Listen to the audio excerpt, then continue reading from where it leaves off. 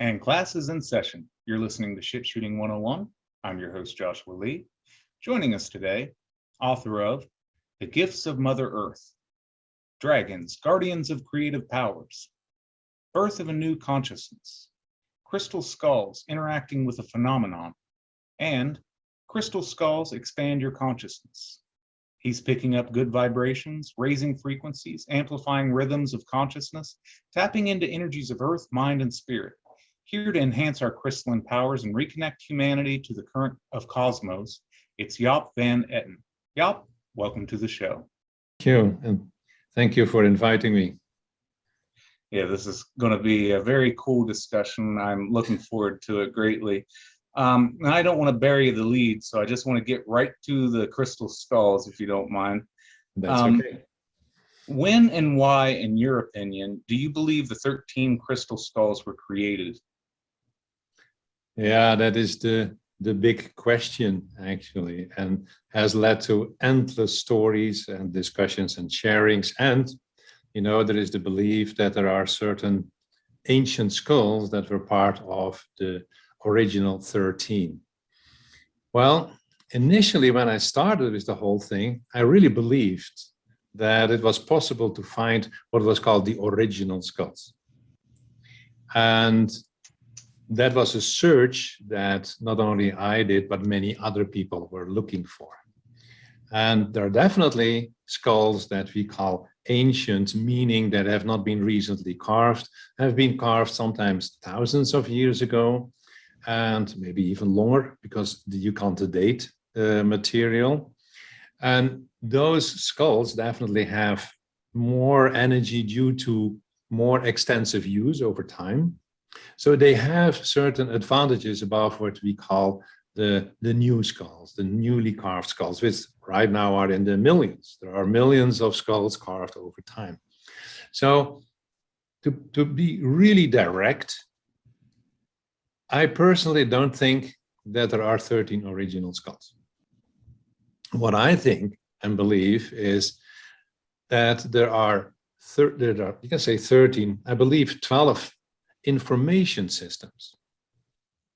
You know, as you may know, information exists in different fields. And somewhere those fields are accessible. We call that vortexes, we call it portals, you can call it many different things. And as soon as you connect with the field, you actually activate a flow of energy. Now, there are people over time that were able to connect with those energy fields and realize that in order to make it more practical, accessible, you would like to store it in some kind of device, like a computer, if you want, right? So that it is more easily accessible for other people. So the symbol for connecting with that field and storing information from that field became the crystal skull. And people knew that thousands and thousands of years ago, like the Mayans, for example, because they are the best known, but there are stories of crystal skulls having been used throughout the whole world, that these people were actually aware of the fact that you could tap into those information fields and using actually the crystal skull as a device to access and to amplify the information in such a way that it is more easy to access it. Now, the interesting thing of that is that there is a lot of beliefs about the ancient skulls that they contain some kind of a model of how we are supposed to be, you know, where we need to grow into, you know. And if you look at our world, we need something of a change because, well, I think everybody will agree that we are in a pretty messy state, right? So we need to have, let's say, new impulses. But that new doesn't mean necessarily that it hasn't been existed in ancient times. No, it can be from ancient times and something that is brought in new in order to stimulate us to get out of our thinking that has brought us into this state that we can call a messy state. So crystal skulls, I think we are seeing this increase in interest is because somewhere, when you get to those crystal skulls and you open yourself, you know that they are like access points, little keys to those information fields that can help us to change. And if there is one thing that people nowadays want is change. Now, nobody knows exactly what kind of change we need, and we have endless discussions, about what kind of change you need.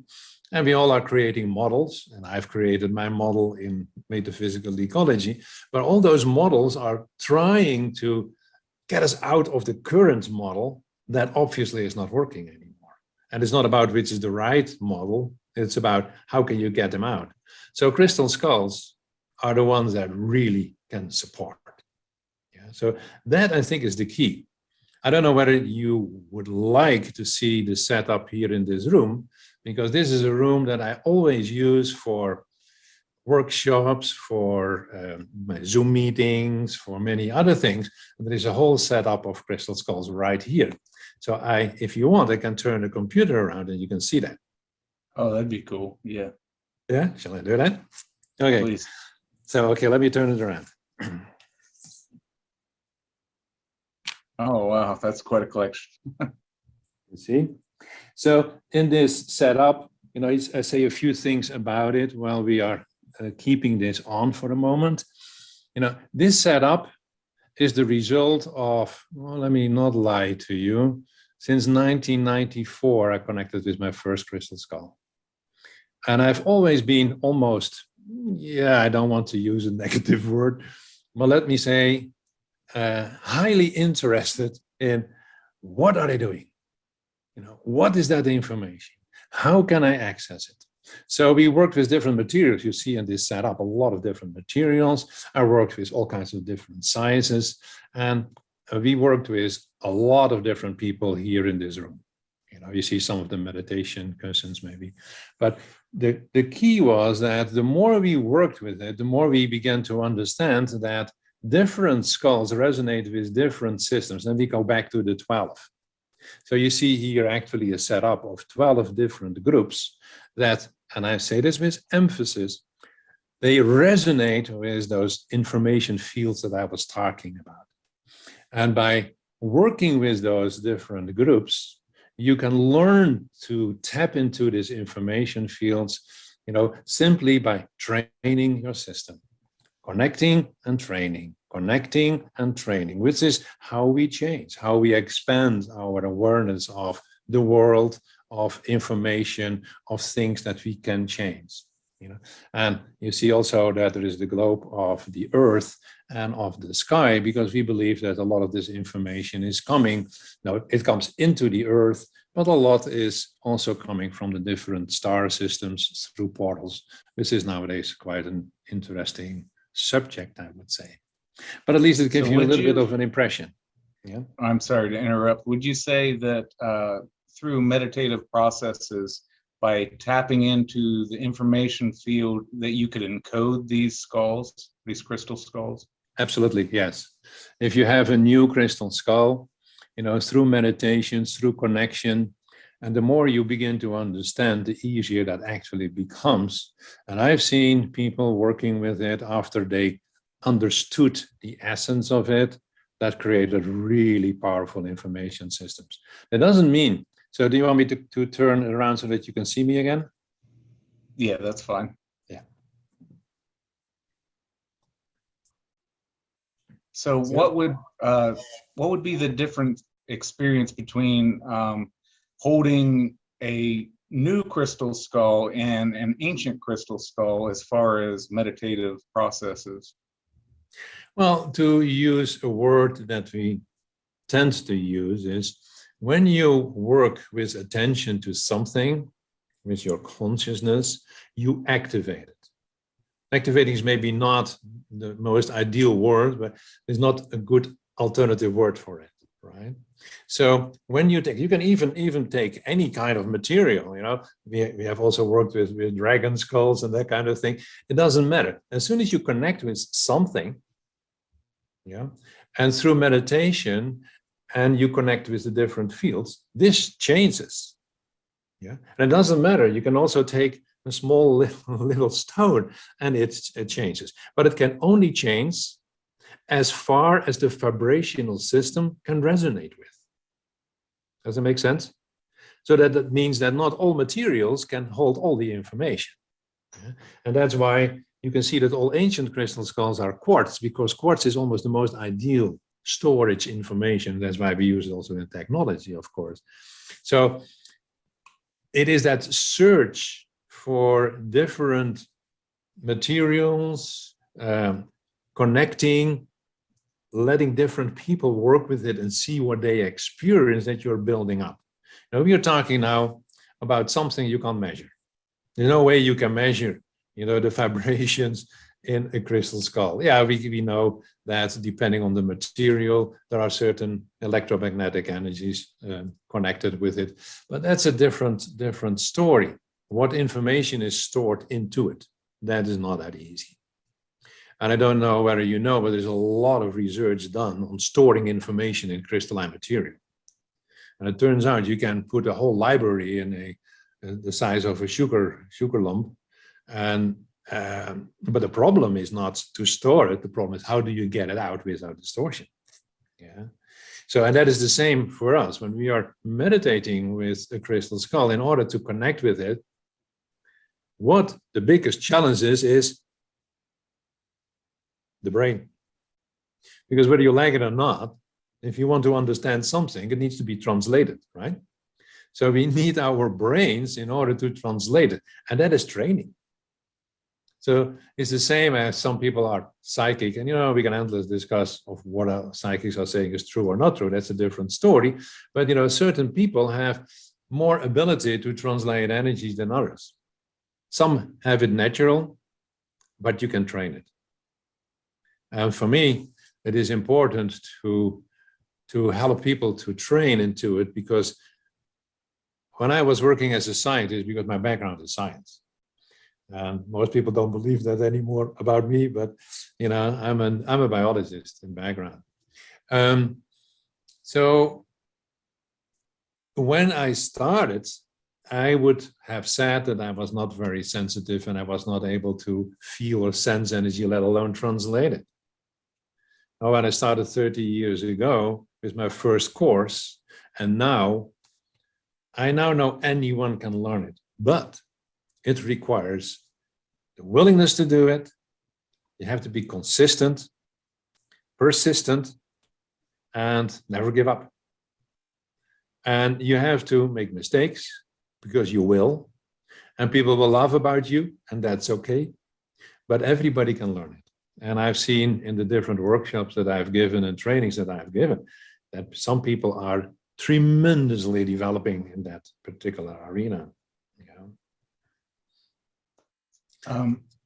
When you talk about quartz, how that can be used to store information and encode it, and this, it makes me think of the ancient astronaut theorists, how they like to claim the crystal skulls as evidence for extraterrestrial intervention in humanity. Do you see this as a possibility, or do you see it as maybe it's a lost technology of the ancients, or perhaps they just had a greater connection to the earth? Well, maybe a little bit of all.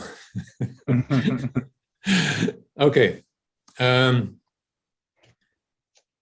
From the way that I look, I'm not so much in the astronaut direction, because those that came were mostly highly technological developed, and not necessarily all highly spiritual developed.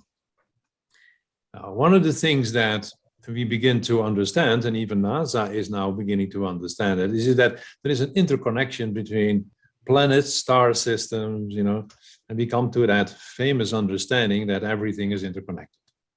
And so we can totally accept that we are talking about everything is one huge dynamic system that is interacting with each other in ways that we slightly begin to understand, but it is way beyond our current tendency to think. We even have difficulty to understand that even within our planet, everything is interconnected.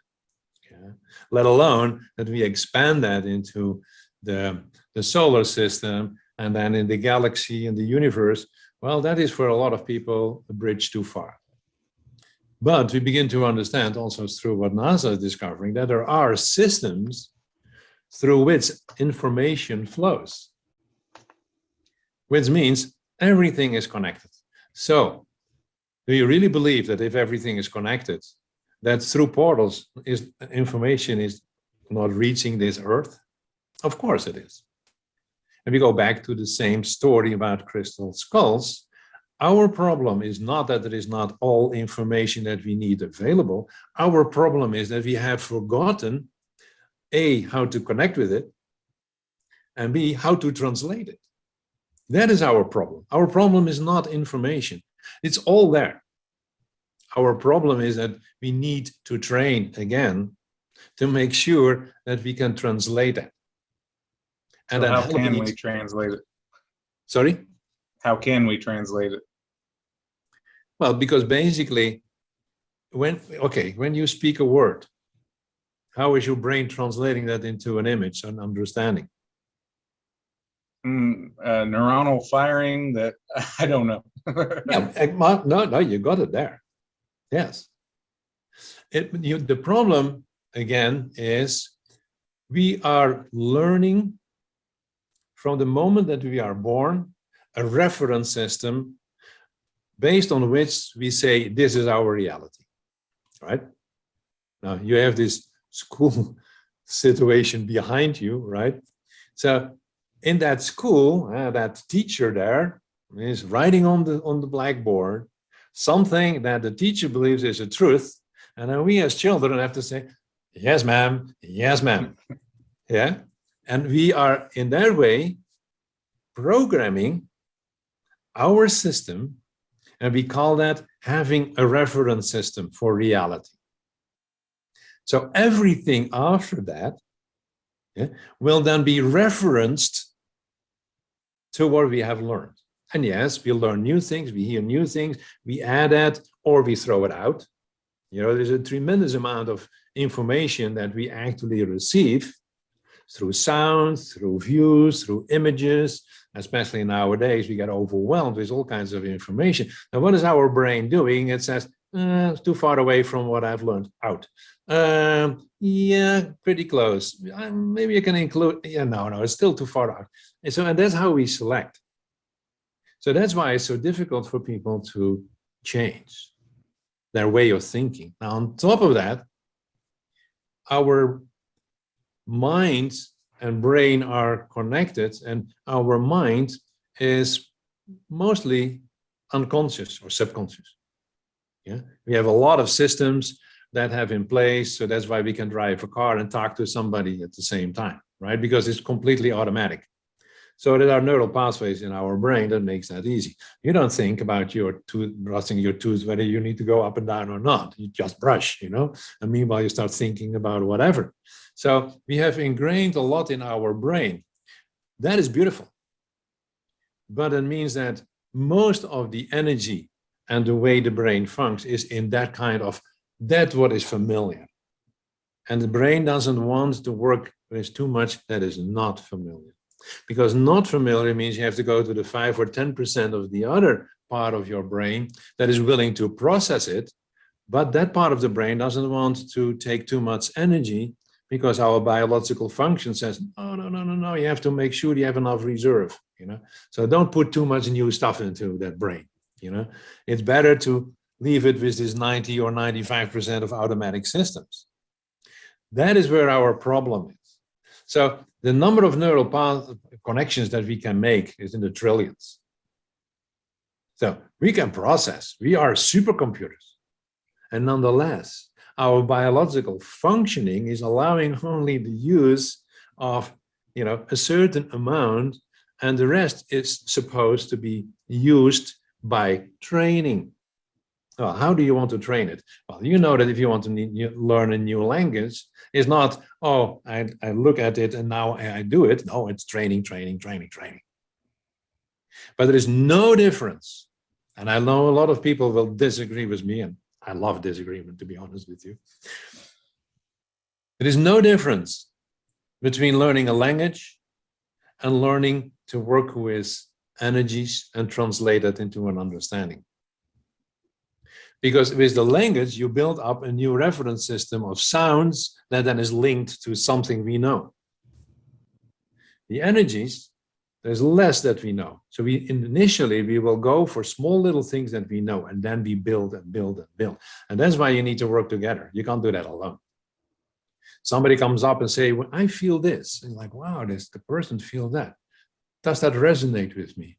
Yeah, I think, yeah, that is what I actually felt. So you add a little bit to your system of reference, and that's how you grow and build up. It is a choice. And I think we as humans are now at the point that we need to choose for, let's say, the expansion of our, let's say, reference systems. There's a term in Dutch that was saying the thinking frame. We have those thinking frames in which we want to think. Well, you have to expand those frames. And that's where we are standing for, to my opinion. And then things that everybody's throwing out as nonsense, at least has a chance to be included. We say that it's a scientific proof for the fact that we understand words. Science is still trying to understand how that works in our brain. There's no proof for that. And nonetheless, we use it every day. Or you would not understand me, right? So that is my fascination. My fascination is, how can I stimulate? I don't know the answers. I don't know how to translate all those energies, because I've learned there are so unbelievable many energies. I don't know how to translate them.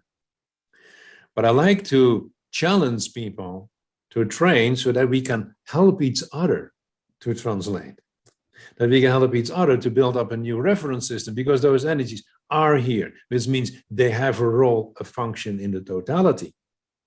And that is what we need in order to change this world, because our current framework, if you want, is not working. Right. And as you said in the beginning there, when you asked me the question, how does the brain translate a word into an image? And it makes me think of the word apple. You may think it's red, round, and it's a fruit that I eat. So that association is boxed in. But if you expand on that, most of us don't think it contains an orchard. It has multiple seeds in there that, when planted and nurtured, it grows into several trees that produce more apples. We don't see what's within, and what's within that, and what's within that. So there's expansion there. Where was I going with that? I was wanting to ask, have you held one of these original skulls, or what they say is one of the original skulls, and what energies do you pick up from it, as far as like translating the energy fields from it? Yeah, I think with some of the hidden ones that have disappeared, as they're somewhere in a collection. So the ones that are more or less out and available, I have connected with all of them over time.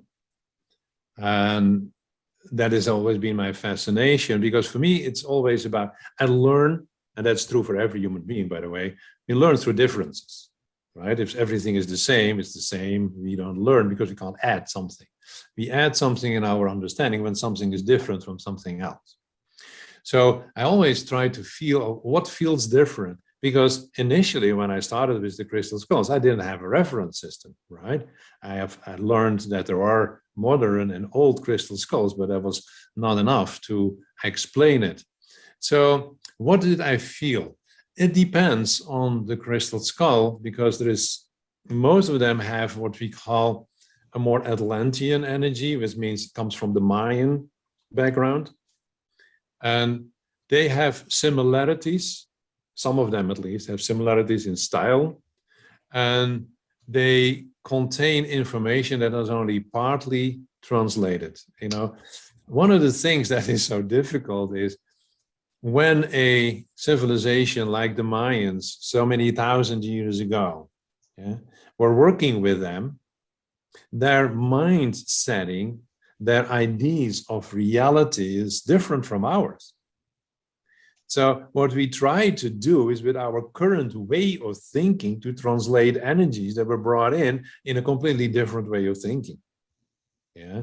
So that is one of the problems that you immediately encounter. We go back to the reference system. Their system was different.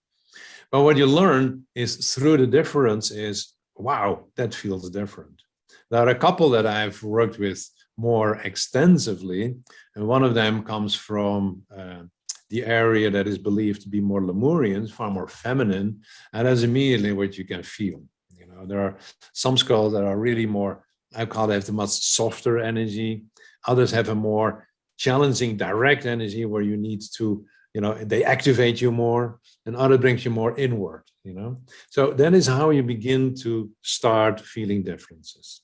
Over time, when I was learning more about them, more detailed information came in. But it doesn't mean it's necessarily from the skull itself. It could be a reflection of something from me, and often that's what it was, that the skull showed me about myself. And then you see that different skulls are reflecting the different elements of myself. So that's why I love working with crystal skulls, because it really has taught me a lot about me. And some of it also helped me to understand, whoa, so you get images, and what are those images? Is that really what the skull has seen, or is it my association when I pick up something? So there is a lot that I simply don't know. But what I do know is that it has taught me a lot, has made me more sensitive, has learned me to get that feeling of energies, and I begin to translate now more and more energy. So sometimes I can tell, what kind of people I've worked with it. I've had a small skull that was a gift that was found in a dig in Mexico quite a while ago. A small skull. But it was funny, when I was sitting with it, I could feel that the people originally who worked with them were women, and that they were working with mostly with healing. There was a lot of association with herbs with it. Yeah. So you could feel, I didn't know what herbs, that I have not that detailed knowledge, but so that are the images that begin to come up. So when another person who doesn't know that gets similar images, that is how you build up, a deeper understanding of, wow, that what I felt and sensed and saw is also seen by somebody else. So now I can, build up expand my reference system, let me put it that way. So maybe the reason they chose to carve them into the image of a skull is that it's a message to the future, that's where the true power of these crystals lies, within the skull. It's psychic and spiritual, as opposed to technological. So you mentioned about the healing properties. Can crystals actually heal? It's always a beautiful question. Okay, in the first place, when you talk about heal, what do you mean with healing? Well, for me, healing means becoming whole. Yeah. So can they heal? Well, nothing in and of itself is healing you. Yeah. It's a choice that you need to make. You can ask, can a crystal skull provide energies that can help you to heal yourself? Then I will immediately say yes. But if you say, if I have this skull and the skull will heal my whatever, then it's like, most likely not, unless you really believe that that skull can do that for you. And then you see that your belief structure is more important than anything else. But because they are amplifiers, amongst many things, when you have a certain belief, they amplify that belief, which makes it more likely that something can happen, because the vibration of crystalline energies can help align your system, making it more whole, and as such healing. Yeah. But the idea, there's a lot of ideas about healing. If I hold that, then it heals. Well, as I said, maybe because of the belief, it could be. If you have a strong belief, yes. But basically, healing, there's nothing in the world that forces you to become whole. You have to make that choice that you want to become whole. And that's why, I had to laugh when you asked the question. It's a very, very important and very good question, because I know a lot of people think, oh, I buy this crystal and then, that helps for my kidney stones and I will be free of my kidney stones. It could be. If you strongly believe in it and it amplifies, you never know. But it's not in and of itself what the crystal is doing. It has a vibration that makes it more likely that if you apply it properly, that it will happen. So it helps amplify the power of mind, essentially. That is always the key point. The mind, that mind, right? If you look at human beings, we are a spiritual aspect, being, whatever you want to call it, and a physical one. So that spiritual aspect wants to function through this physical being, expressing itself as gifts to Mother Earth, whatever you want to call that. Yeah, stimulating evolution. I don't care what beautiful terms you give that, but our spiritual essence wants to work through this physical body. What's in between those two? The mind. That tricky mind. And, we talked about reference systems and that kind of things. The mind is the one that blocks. If the mind would not be in the way, that every energy that we need in order to optimally function is on this planet, because we are composed of atoms that comes from Mother Earth. Yeah? So we are actually in resonance with Mother Earth, but we are so disconnected that we are no longer resonate, and that's why we have all these problems that we have. So if we go back into resonance, that is the mind that is disconnecting us from a lot of beautiful energies, a lot of potential possibilities, and we got stuck into our belief structures. Yeah, and if you talk, well, I had some difficulty with the title of your show initially, because you can interpret it in many different ways. But if you say what is the true shit of this world, it's the mind. We need to shoot on the belief structures of the mind in order to make the changes that we need to make. And I've listened to some of the people talking. Well, when you listen, it's all mind constructs. And that's also what I offer, because that is how we function. We offer mind construct. Other people need to learn to feel where they resonate with, and then take out of that what people offer, what is helping them to become more into balance, more in harmony, more themselves, and not blindly taking over what other people are saying, because that is what have created all the shit in this world. Right. And I don't like to beat around the bush with the title. I want people to know up front that we're just trying to puncture holes in the illusion and the lies and deceit. Get right down to the brass tacks of truth. Yes.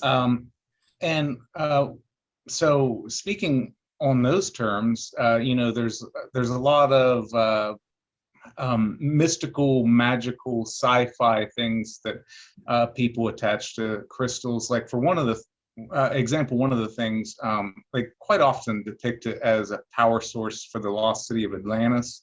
Can crystals be used as any type of power source? Oh yeah.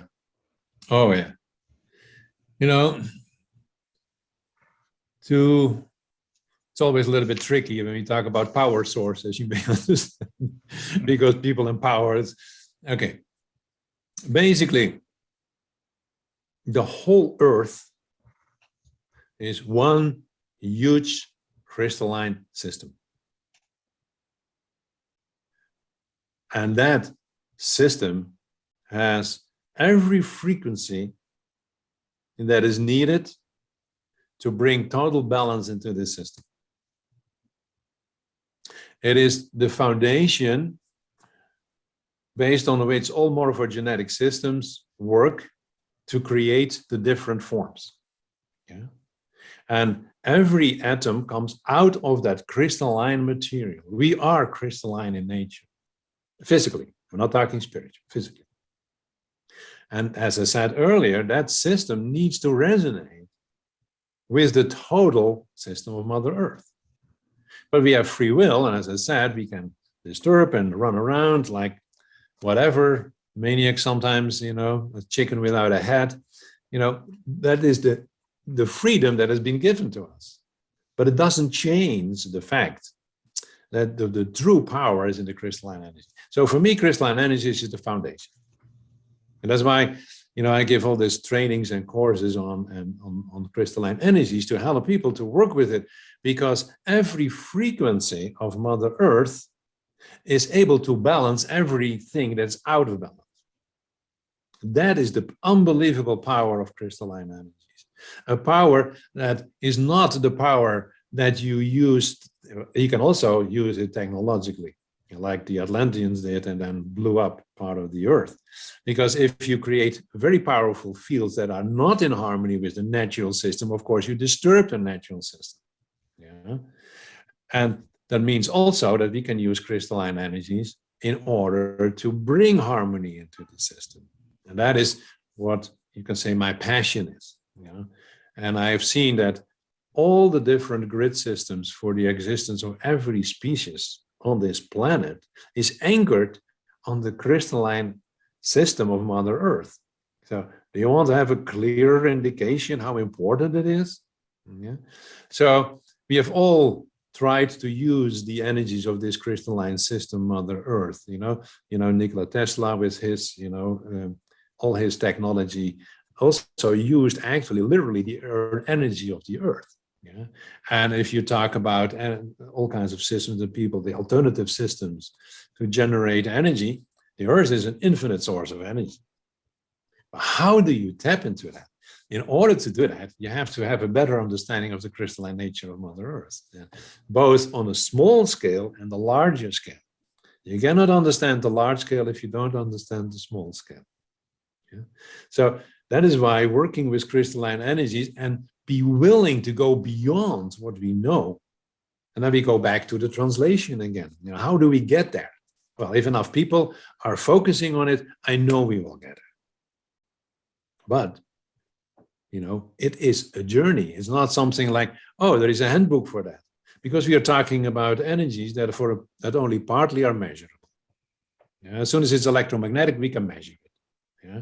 And yes, we fine-tune it, and what you see over time is that what was, let's call it subtle, let's say 30, 40 years ago, is now electromagnetic, because we have expanded the ability to measure, right?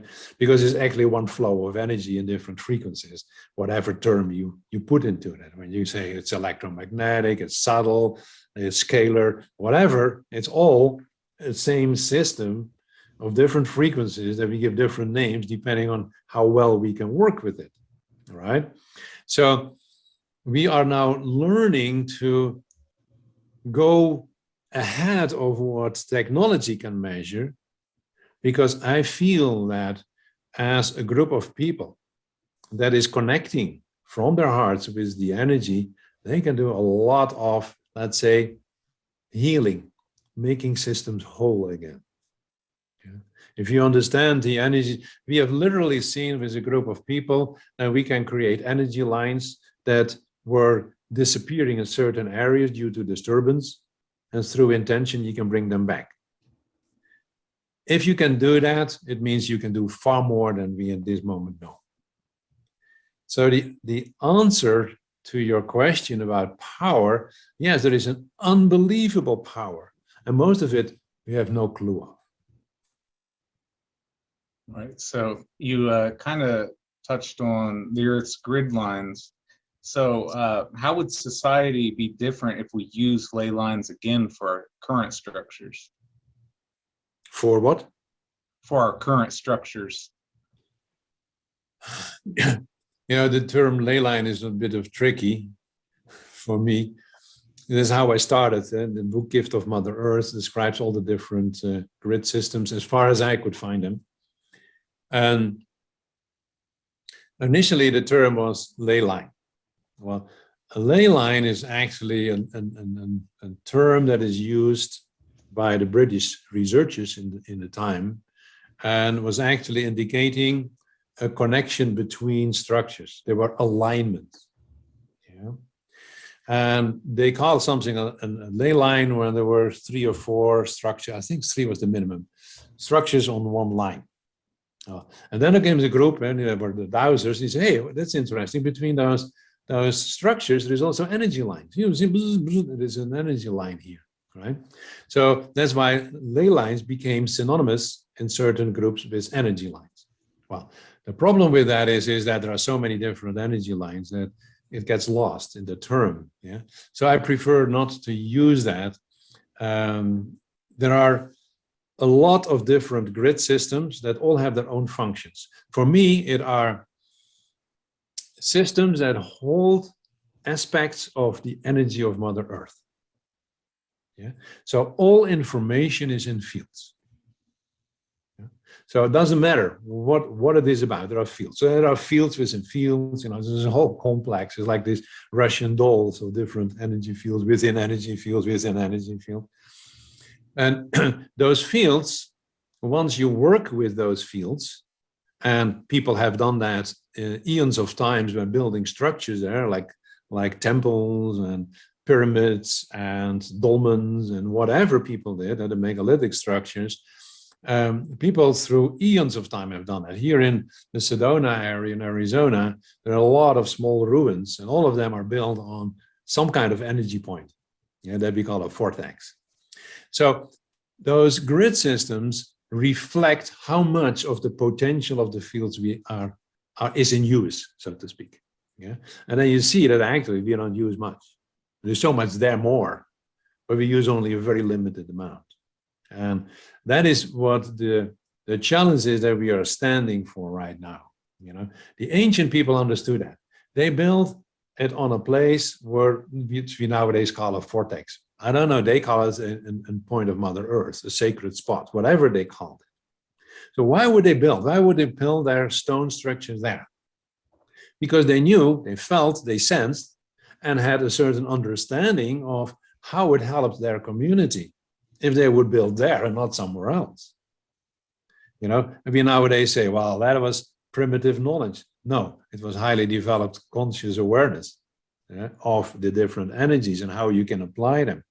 So every larger structure here in this area that we have looked at has always a center, a vortex, that in one way or another is helping the community to function better. We are not doing that anymore. We built because that lot was available. And we are not even understanding that there are certain lines you better don't live on. Not because if you live them and are exposed too long, then that was not their function. Their function was to stimulate something and not to continue to stimulate, including all your shit, to use the term of this show. And then you see that there's a lot of problems popping up. And then they say they are negative. I said, no. I don't know whether you've ever heard that story, but people in Siberia with their sledge dogs were going and they need to set up the camp. So the first thing they did is they fed the dogs. Then when the dogs had eaten, they found a spot where they were laying down. Then they kicked the dogs off that spot, and that's where they set up their tent because they knew that was good energy. Mm. So when people were not able to feel it themselves anymore, they used the instinct of animals who did know. Yeah, and that's why cats have a different sensing. So not always wise to sleep on a place that a cat is preferring. But you see that with many animals. There are animals like ants that build all their nests on certain energy lines. And if you follow them, and that's true here in Arizona, it's true in Europe, in the Netherlands, in Germany, Denmark, where we did the research, you can follow the line and whoop, there is another nest, and farther there is another nest, because they are knowing that the energy of those energies are supporting their community, their nests. And we are supposed, and we have the sensing of that. And we have now know that we have all kinds of crystals in our brain, magnetite and others, that help us to understand the different energies of the earth, but we are not using them properly anymore. And that would save us from a lot of dysfunctionality if we know where to build and where not to build. What is good? I done in Taiwan. It was very interesting. For a couple of places, they asked me to Tao's word to do structures. And I was surprised because they are feng shui. Why don't you ask a feng shui specialist, right? Well, when I gave them my report and said where to build, they told me that I was correct. And I said, why? How do you know that I'm correct? I said, oh, well, the feng shui specialist came to the same conclusion. And what is interesting, that two different systems, if you really apply it properly, you come to the same conclusion. Build there, do that there, but don't do that there. Yeah, and that is all lost. That is the power of the energies of Mother Earth. Mother Earth tells us that if you're not supposed to live there, you should not live there. And that keeps the system healthy. Well, we don't know. We throw a big city here in the desert called Phoenix, put everything with concrete so the earth can't breathe anymore. And then we are surprised that certain things are less functional and that we all get more diseases than in nature normally happens because we disrupt the energies. And so when I was talking about the importance of reconnecting with energies and learning again to understand them, this is not just for fun. This is very practical. This is helping us how to function in a more healthy way. This is helping us to understand how the earth, and I talk about the physical earth, so the crystalline energies, whatever form, rock, stone, sand, clay, it doesn't matter. All of that is crystalline in nature. How that interacts with all living elements, so whether you talk about viruses, or you talk about bacteria, or you talk about fungi that are living in the earth, all of that is needed for the harmony. And we all have forgotten that.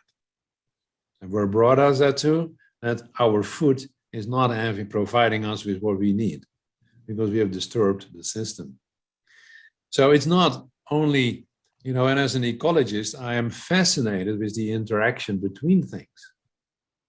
But you have to include what we call subtle energies or energies in the total concept of understanding how to function more optimally. And we need to change a lot. Yeah. And it's not because I point fingers, because this is a collective thing. We have collectively, you can say we are all responsible for where we are at now.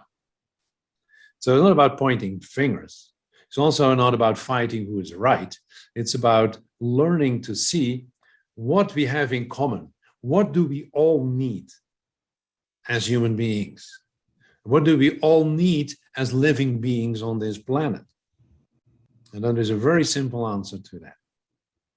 That is an harmonious system. A system that is based on Mother Earth, her energies, and all the fields connected with it that gives us the answer to every question we may have.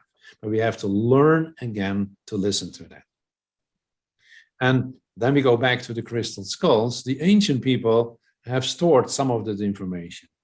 Some people may sooner or later can pick that information up. Some people go to a grid and pick up the information. Some people sit and connect with the fields and pick up information. But we need to learn to pick up that information again and translate it into something we can work with. Then we grow. Then we will expand. Right. You look at these pigeons that people drop off hundreds of miles away from the coop, and they find their way back. They don't use GPS. You hear these news stories of a dog that was accidentally left behind hundreds of miles away, and he finds his way back home. He wasn't checking road signs. It was something connected to the energy system of the earth that, the magnetic whatever that draws them back. And to be in tune with that, you look at the ancients and wonder how they knew where these energized grid systems were and how to utilize them. It's because they didn't have the conditionings that we have that blocks our mind from tapping into these energy sources and recognizing where they were. And not only would they put it in their structures in the right place, but they would use sacred geometry in it, and they would use, make sure that it connects to aligns to whatever star system that they wanted to use that power from it as well. So, the axis mundi or whatever that word is, connecting the cosmos to the earth and energizing it in that way as well. So I just this question here comes from that. What would happen if we constructed crystalline pyramids on the grid system? What kinds of energies could we achieve?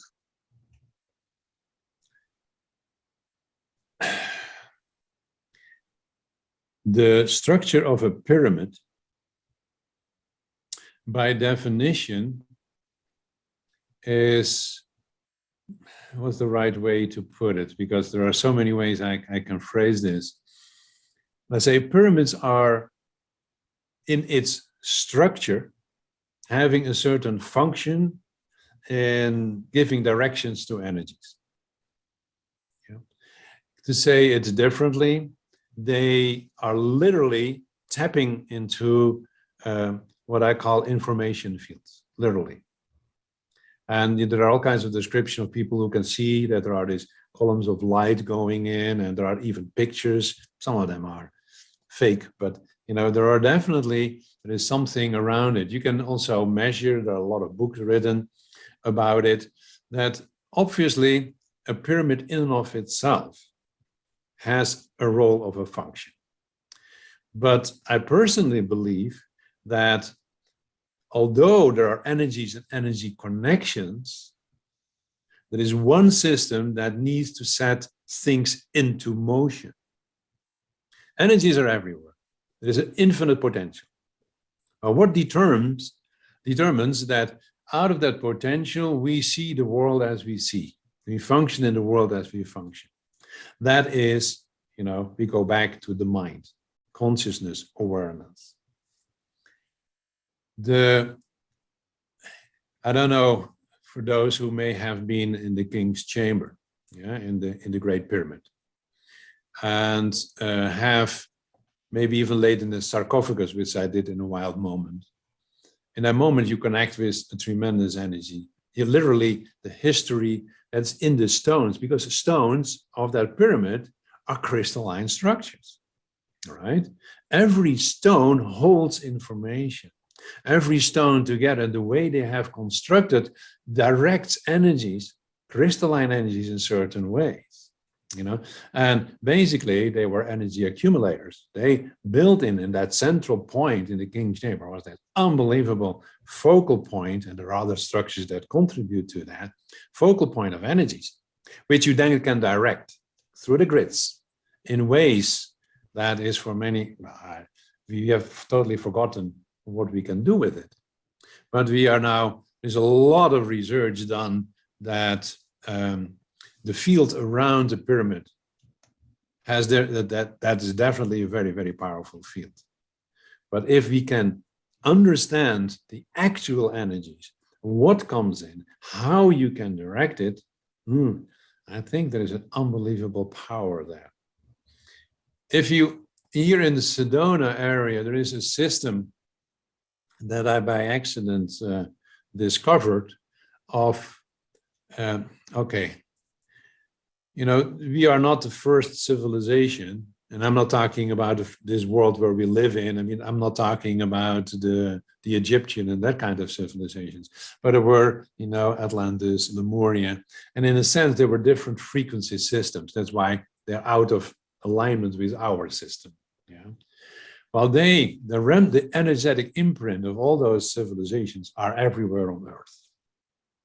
And if you are either sensitive or you're a good dowser, you can find, and you can even delineate on a map, which areas were used to be Lemuria, which area used to be Atlantis, because they have their own energetic imprint in the places.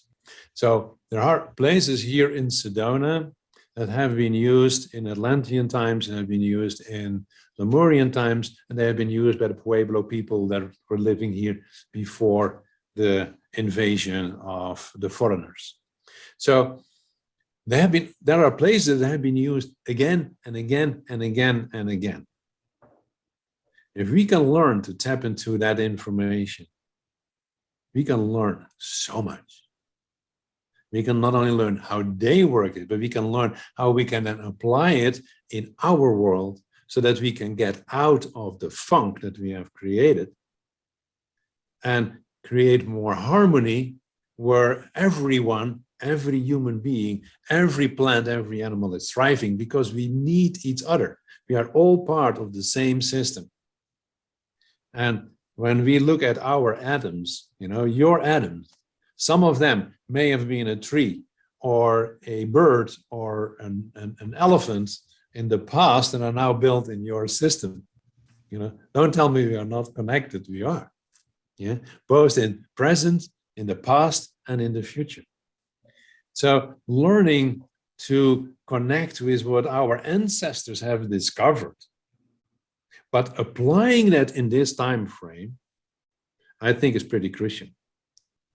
And we are just barely scratching the surface of that. The answers are not in the interpretation of archaeology. They can contribute to it, sure.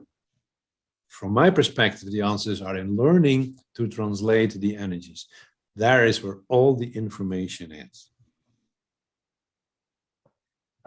I know your time is very important, so this will be my last question, because I have to ask it. It's super weird, and most people don't even want to think about it, and that's why I have to ask it. So can humans shapeshift, and if so, how? I love that question.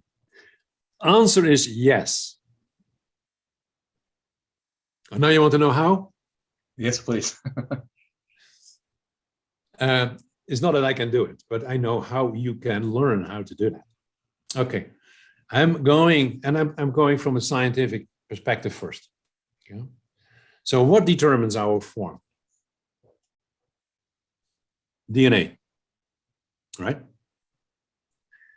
But DNA is not the real determining factor. DNA is an antennae for an information field. What is called by Rupert Sheldrake a morphic system and morphogenetic system, morphogenetic field, doesn't matter exactly what the term is, but there is a field of information that, makes that humans all have the basic systems that makes us human. And that the DNA of let's say a jaguar, because we talk about shape shifting, the jaguar priests were doing that into jaguars, they have their information field.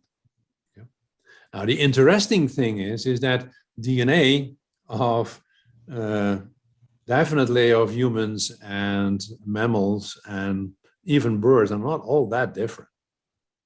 They're pretty similar. And based on that is partly sensing, partly science.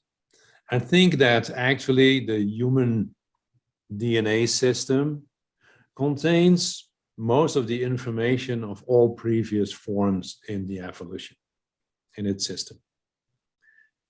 In other words, if you can direct your antennae into a different field, you can attune to the jaguar morphogenetic system, and instantly your system is aligned with that and creates the jaguar form. Because it's all in our system. And that's how you can shapeshift. Have you ever seen anybody shapeshift? No. That is what I'm saying. That's why I was laughing about. I can give you the explanation, but I don't know how to do it. The only thing that I know, I will tell you how I came to it. Yeah, so that will also part of the answer. When I was with a group in South America and Lake Titicaca, I met a guy who was, I later learned, a member of a spiritual group of the Andes. Yeah. So as you know, in the Andes, that's where the Jaguar people and the shapeshifters were living in that area.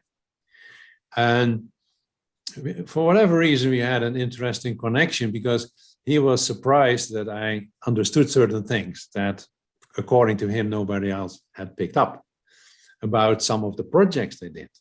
And I sometimes, when he told the story, I said to him, no, that's not what really happened. You know, you're trying to sell us a story. That's what you guys did. And he was looking at me, how did he know that? Because I could feel the place, you know, that's training. So you can feel certain things. So I can feel when somebody is saying something that's like, that's not in line with what I feel here. And then I like to joke and play with it. So then I confront them and see how their reaction is. And that's where I learn from, right? Anyway, in this whole situation, we bonded. And even though I don't speak Spanish, so it was through an interpreter with all the frustration of that, you know, nonetheless, we felt a deep bond. So when we had to say goodbye, he gave me a small little jaguar statue. I had no idea why he gave that to me. It was a clay little thing. And okay, you know, it touched me. It was nice. It was sweet of him to do that. But when I was sitting with it, I was like, this is not just a piece of clay in a certain shape. There's something done with it. There is some energy with it. So I've been playing with it. I've been meditating, and I've been meditating because people think that I pick it up quickly, or I can meditate on something like that for months and get nothing. But then one day I know, and I keep doing it. My system gets more familiar and familiar. I pick up and suddenly it's like as if you go over a threshold. Yeah. At a certain moment I was meditating with it, boom, I got this image of this jaguar. And I saw this person, and then they shifted. There was a jaguar, was the person, the jaguar. And I was like, what is he trying to tell me? What is the message of this? So I went back into, you know, my understanding of the field. So like, these people actually knew how to shift. They know how to do that. And actually, for whatever reason, he was challenging me because I could feel that these people, at least some of them, still had that knowledge. And that's why it was almost program, whatever they did in that little statue. I still, once in a while, I meditated, not because I want to shift into a jaguar, but I want to know, you know, what it takes to have that feeling of attunement to that field, you know. So what I did was I went out, and as I said, there is an information field, a more of a genetic field of a jaguar, which means there's also a grid of the jaguar. So you can go and look for the grid of the jaguar, and then you sit on where lines are crossing is a vortex, and the vortex is the connection between what has been realized and the potential. So you sit there, and then you connect and feel what happens. And when I was doing that, I could feel the energy of what I felt in that little thing. And then I got scared. I was like, what the heck if I do a little bit more? And I suddenly connect too much. How the heck do I get back? How do I become Jaap again? You know? So I stopped doing it. Mm-hmm. But that's the way. That's the way. All right. I am now going to try to shapeshift into a turtle. No, I'm being a dork. Well. Did you feel the feel? I about crawled it back into my shell after I realized it wasn't working. So any plugs, products, promotions? How can my listeners find you? Well, I have a website, of course. And through the website, you know, they can connect with me if they want. They can see what kind of courses that I offer. You know, one of the things, the crystalline movement is at my heart. Crystalline movement is something that we have every week, a Zoom meeting, and we use it as training. Connect with fields together, you know, it's through a Zoom. I use this field, you know, because it doesn't matter. Subtle energy is everywhere. So we co-create this field, and people grow tremendously, you know. So you can become a member for a very small price, and it's all on my website. So what is my website? It is centermetaecho.com as one word. So center, metaeco.com. And there they can find, if they are interested in checking things out, if they feel any resonance, they can continue from there. And I'll put that in the show notes, and I encourage my listeners to check that out. It's very powerful stuff. And this conversation has been so enlightening and so very cool. It's been so awesome having you on. And I appreciate that you got past the title of the show and came on to join me. So maybe in the future, you can find it in your heart to come back around. I'm sure, especially if you ever figure out that shape-shifting thing. Come back on as a jaguar. There's one thing that I like to end up with. You know, I can have my mind that looks then at the title, but as soon as I connect it from my heart, whether I should do it, yes or no, I got a very clear yes. So it's obviously that you are doing something that I feel is in alignment, and I honor your work and the sharing of information. So thank you for that. That means a lot to me. All right. Thank you again, and you take care. You too, and success with your shows and your interviews. Thank you very much. Okay, bye. Bye. Somewhere along the ley line, we lost touch. Somewhere in the frequencies, we crossed channels and turned to static, the chaos between stations. We went from going with the flow to combating tidal waves of toxic radiation and fruitless dissonance. What if I told you that we can still reconnect, find harmony, balance, and tune into the current of the natural spirit, that rhythmic undertow of an energized reality? It's still pulsing there beneath the chaos of concrete and steel, a universal heartbeat pumping life through one and all. Attach your soul to its warmth and resonate with the divine force. Touch the breath of God as it fills your lungs with the vibrations of cosmos and creation. Feel the eternal waves flowing in and out of your every sense and attune to the key of light, love, and infinite melody. May we reconnect, recharge, and return to the rapture of chorus. Turn on your own crystal skull and ethereal mind, and let us get beautiful again. Love, peace, happiness. Signing off. Deuces.